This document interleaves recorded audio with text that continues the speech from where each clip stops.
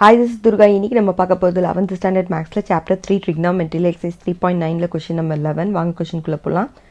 Derive projection formula from law of sin ன்னு கொடுத்திருக்காங்க. ஓகேங்களா?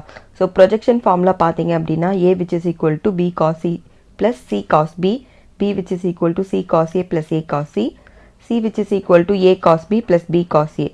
So law of sin பாத்தீங்க அப்படினா a by sin a which is equal to b by sin b which is equal to c by sin c which is equal to 2r.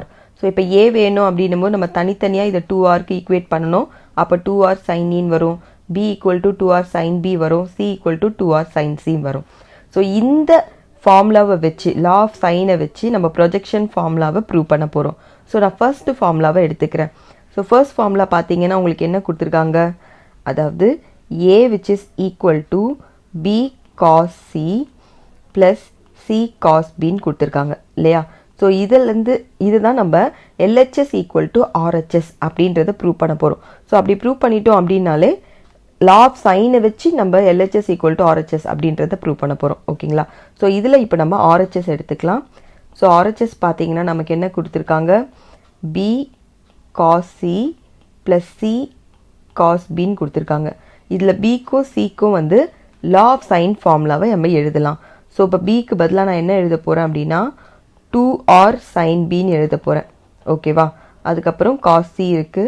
c க்கு பதிலா பாத்தீங்க அப்படின்னா 2r sin c ன்னு எழுத போறேன். அதுக்கப்புறமா cos b இருக்கு. So இதுல இருந்து நம்ம 2rன்றத காமனா வெளியில எடுத்துடலாம். ஸோ 2r காமனா நம்ம எடுத்துட்டோம் அப்படின்னா which is equal to sin b cos c plus sin c cos b ன்னு வரும். ஸோ இது பார்க்கறதுக்கு உங்களுக்கு sin a அதாவது sin a plus b formula இருக்கு இல்லையா? sin a cos b plus cos a sin b. So அந்த மாதிரி இருக்கு இந்த ஃபார்முலா பார்க்கறதுக்கு. ஸோ நான் இதுக்கு பதிலாக என்ன பண்ண போறேன்னா sin a plus b ன்னு ஃபார்முலா எழுத போறேன். அப்போ 2r sin இதுல a plus b இல்ல bc தான் இருக்கு. ஸோ b plus c ன்னு எழுதலாம். ஓகேவா? சரி, இப்போ பாருங்க ஆல்ரெடி நமக்கு தெரிஞ்ச ஒரு கான்செப்ட் இருக்கு. அதாவது a plus b plus c which is equal to 180 தெரியும். அப்போ b plus c which is equal to 180 minus a. So இதுக்கு அதாவது இந்த b plus c க்கு பதிலா நான் 180 minus a அப்படின்னு எழுத போறேன்.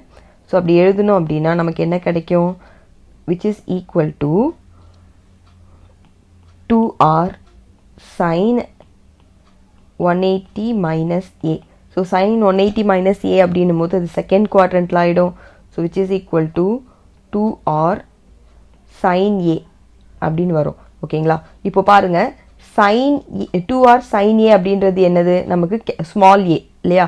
ஸோ அப்போ நான் இதுக்கு பதிலாக என்ன பண்ண போறேன்னா small a ன்னு எழுத போறேன் which is equal to small a. So இதுதான் பார்த்தீங்க அப்படின்னா நம்மளோட LHS. சரிங்களா?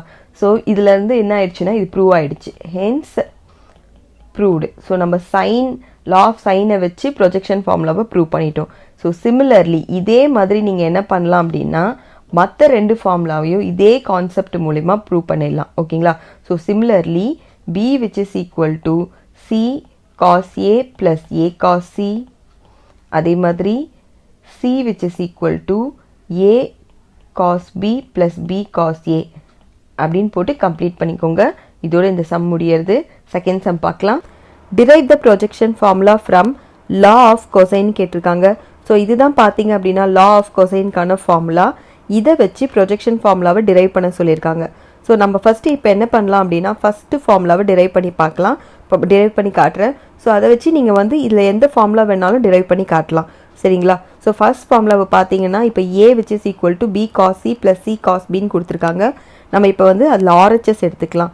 ஸோ நம்ம RHS பார்த்தீங்கன்னா நமக்கு b cos c plus c cos b ன்னு இருக்கு.